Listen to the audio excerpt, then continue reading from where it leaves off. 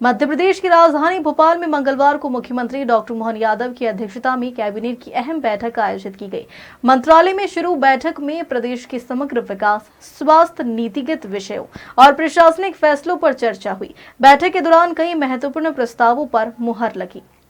Cabinet बैठक खत्म होने के बाद संबंधित फैसलों और चर्चा में आए मुद्दों की जानकारी देते हुए कैबिनेट मंत्री कैलाश विजयवर्गीय ने बताया कि धार में पीएम मित्र पार्क बनाया जाएगा। इससे प्रदेश के करीब 3 लाख युवाओं को नौकरी मिलने के रास्ते खुलेंगे।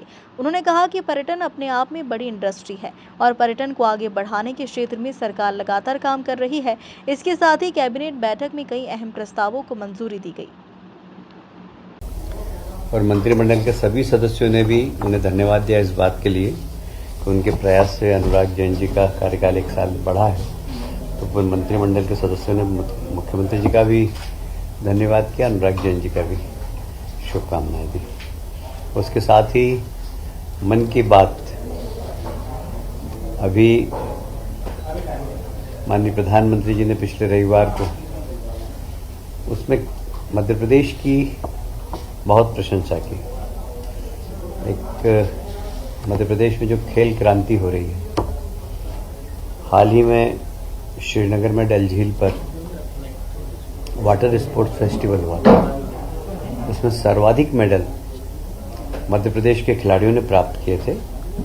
उसका उल्लेख मन की बात में भी प्रधानमंत्री जी ने किया और अपने एक इंटरव्यू में भी उन्होंने कहा है।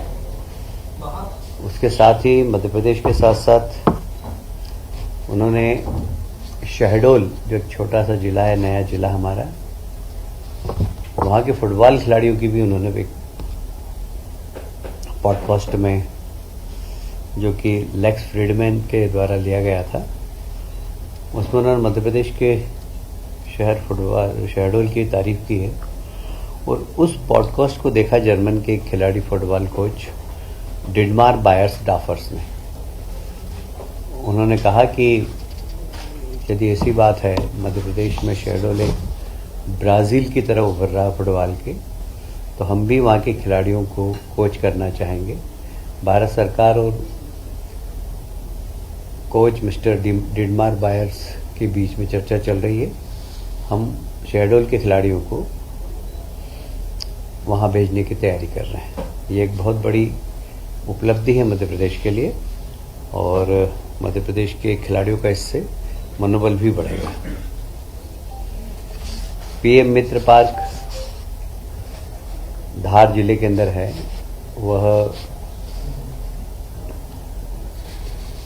फिर से एक बार पूरे देश के अंदर एक क्रांति आ रही है कॉटन इंडस्ट्रीज की। एक समय था कि हमारे देश में कॉटन इंडस्ट्रीज पूरी दुनिया के अंदर बड़ी फेमस थी। इंदौर, उज्जैन, अहमदाबाद, बुरहानपुर, ये सब कॉटन इंडस्ट्री के बड़े उद्योग थे और बड़े कॉटन के मार्केट भी थे और बड़े कॉटन क्लॉथ की मार्केट भी थे। दुर्भाग्य से कुछ समय ऐसा आया कि कॉटन इंडस्ट्री पूरी तरीके से ठप हो गई। आप सभी जानते हैं, उसमें लाखों मजदूर भी बेरोजगार हुए थे, पर सरकार ने उन बेरोजगार मजदूरों के लिए चिंता की। अब पुनः ये इंडस्ट्री में बूम आ रहा है और हमें कहते हुए बहुत गर्व है कि एक बहुत बड़ा पार्क और पीएम मित्रा पार्क धार में मिला है हमको। उसका एक रोड शो 3 सितंबर को हमारे केंद्रीय मंत्री श्री गिरिराज किशोर जी, टेक्सटाइल मिनिस्टर हैं, उनके साथ एक रोड शो होगा और उसमें सभी टेक्सटाइल उद्योग के देश के और बाहर के भी लोग आएंगे और हम तत्काल भूमि आवंटन प्रक्रिया प्रारंभ करेंगे। मात्र 1 रुपये प्रति वर्ग मीटर प्रीमियम और 120 रुपये प्रति वर्ग फीट विकास शुल्क लेकर जो पहले आएगा वो पहले पाएगा, इस आधार पर हम चालू करेंगे। और ये 22 अगस्त से 11 सितंबर तक इनके फॉर्म खुले रहेंगे। ये एक बहुत बड़ा, इसमें लगभग 2000 करोड़ से अधिक की लागत लगेगी और लगभग 3 लाख नौकरियों का सृजन होगा इसमें और साथ ही 1 लाख अप्रत्यक्ष भी रोजगार मिलेंगे। आप सभी जानते हैं कल ही विक्रमादित्य वैदिक घड़ी और मोबाइल ऐप का लोकार्पण हमारे प्रदेश के लोकप्रिय मुख्यमंत्री डॉक्टर मोहन यादव जी ने किया है। एक समय था जब कालगणना का सेंटर उज्जैन हुआ करता था और 1000 साल के गुलामी के कालखंड में कुछ परिस्थितियां ऐसी बनी कि कालगणना का केंद्र अब बदल गया। हमारा प्रयास होगा, क्योंकि हमारा जो कालगणना हमारी है वह बिल्कुल एक तरीके से वैज्ञानिक है और उसमें फ्रैक्शन ऑफ सेकंड का भी परिवर्तन नहीं आता है। ये हमारी कालगणना की विशेषता है।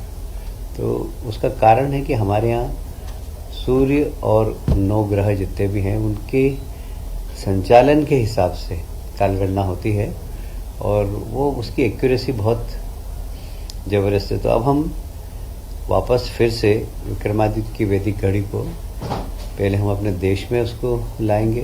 उसका मोबाइल ऐप भी बन गया, आप लोग भी उस ऐप को डाउन कर सकते हैं और वर्तमान समय को और वैदिक समय के बीच में आप अंतर भी महसूस कर सकेंगे। उसमें हमारा पुराना कैलेंडर, पुराने वार, पुराने उपास, ये सब रहेंगे। तो एक बहुत बड़ा एक तरीके से इसमें रिसर्च हुआ है और एक बहुत बड़ी सौगात हम देश और दुनिया को देने जा रहे हैं।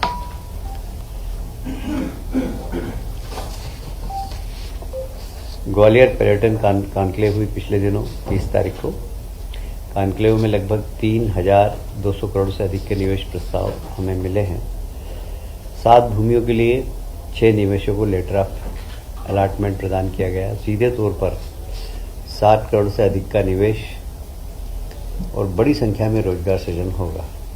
आप जानते हैं कि पर्यटन अपने आप में एक बहुत बड़ी इंडस्ट्री है और इसमें देश के बड़े इन्वेस्टर जो पर्यटन के क्षेत्र में काम करते हैं उन लोगों का आना, रुचि लेना और तत्काल इस कॉन्क्लेव में ऑफर को स्वीकार करते हुए एमओयू करना, ये एक बहुत बड़ी उपलब्धि है। Shri Sachin Gupta service land and developers private limited हैं, उन्होंने 1000 करोड़ का एमओयू किया है। श्री मुकेश अग्रवाल जी और Babulal Jain Shruti infrastructure private limited 500 crore का किया है इन्होंने। श्री विकास अहलुवालिया जॉन बाय द पार्क 500 करोड़ का।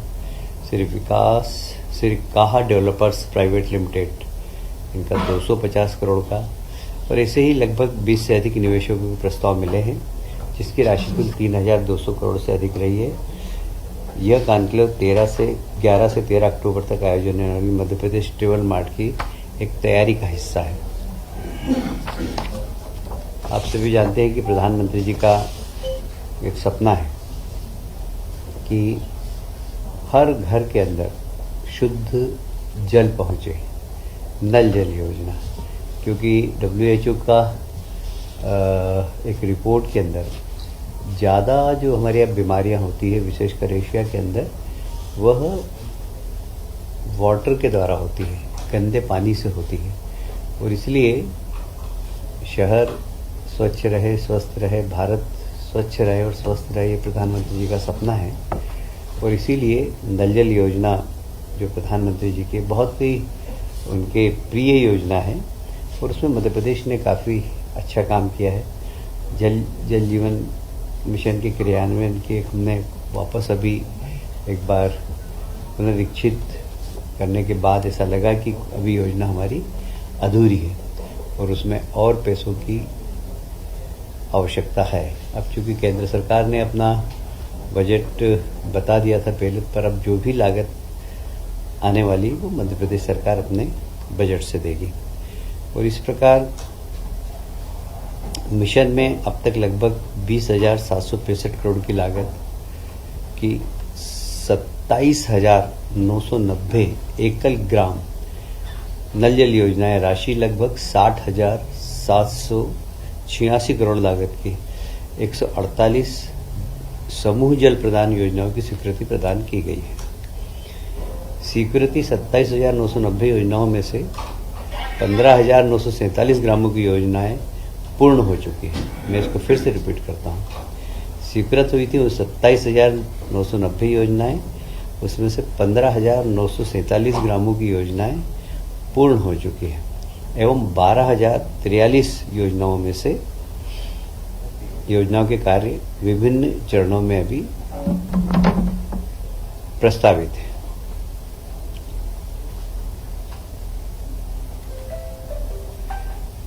विभिन्न कारणों में अभी तक कुल 8,358 योजनाओं के फिर से पुनरीक्षण की आवश्यकता हुई।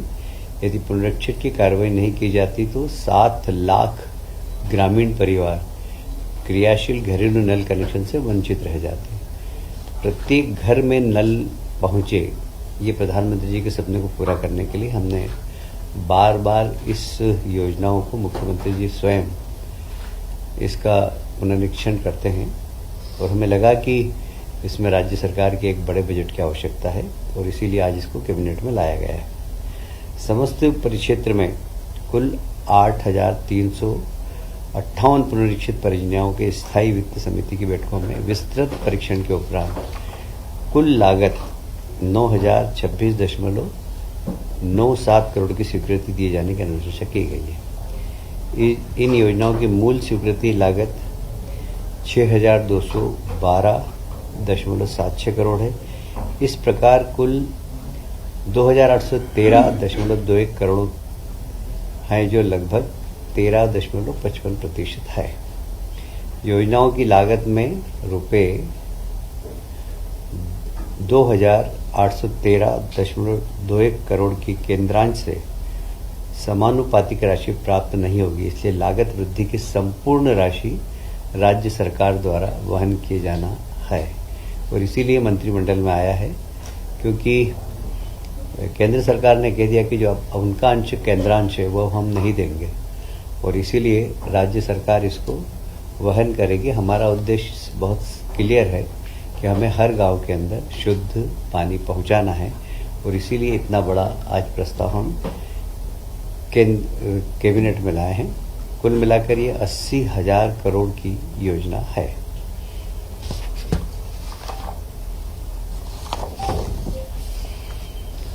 उज्जैन शहर के अंदर हरी फाटक एक है, वहाँ पर आरओबी बनना है। 4 लेन 980 मीटर लंबाई है इसकी और अभी वहाँ पर हालांकि ब्रिज है पर 2 लेन का है, पर जिस प्रकार सिंहस्थ आ रहा है और संख्या के बारे में अभी कोई भी अनुमान नहीं है, पर हम अपनी तैयारी उस पर कर रहे हैं कि हमेशा जितने आती है उससे 3 गुना भी अगर जनता आए तो हम कम से कम उनके सुविधापूर्वक आके स्नान कर सके, ये हमारी तैयारी है। वहाँ पर चूँकि 4 लेन ब्रिज के दोनों साइड बन गई है और ब्रिज 2 लेन का ही है, इसलिए हमेशा ब्रिज पे जाम भी लग जाता है, इसलिए 4 लेन वहाँ पर बहुत आवश्यक है। तो एक 4 लेन ब्रिज बनने वाला है।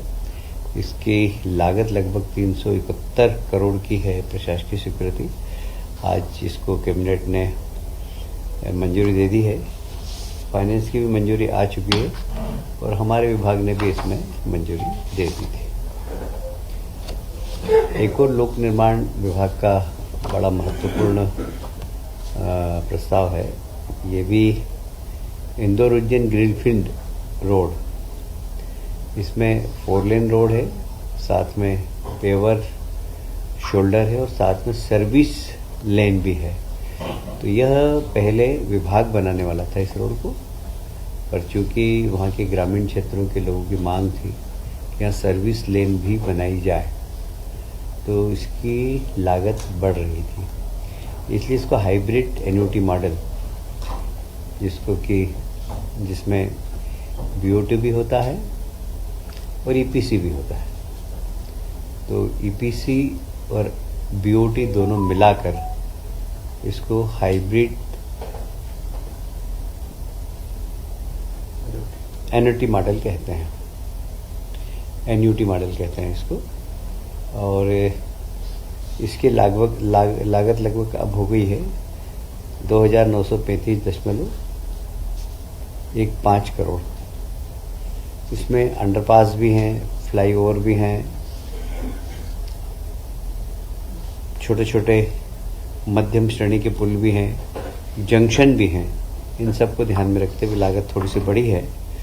इस मार्ग को हम कोशिश कर रहे हैं कि हम 17 महीने में पूरा कर दें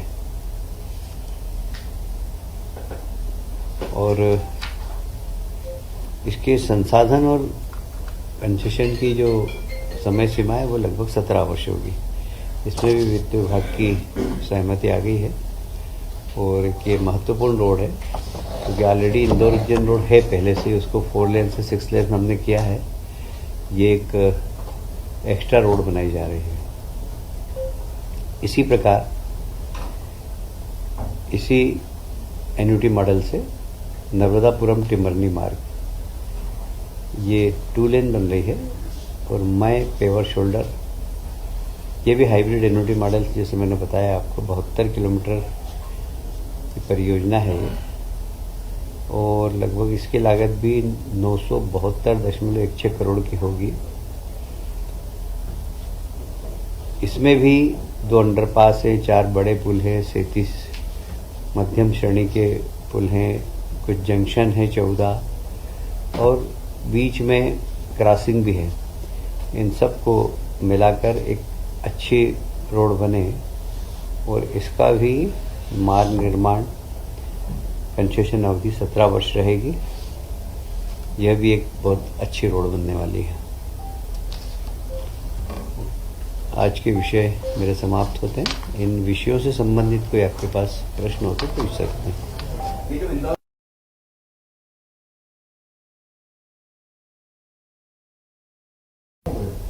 यह नया रोड है।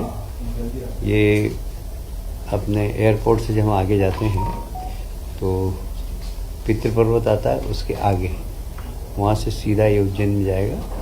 48 किलोमीटर का ही है ये। ग्रीन फील्ड में बन रहा है नया रोड। जब भी कोई किसी स्थान पर नया रोड बनता है तो उसको बोलते हैं ग्रीन फील्ड रोड। नहीं है, नई सड़क बन रही है।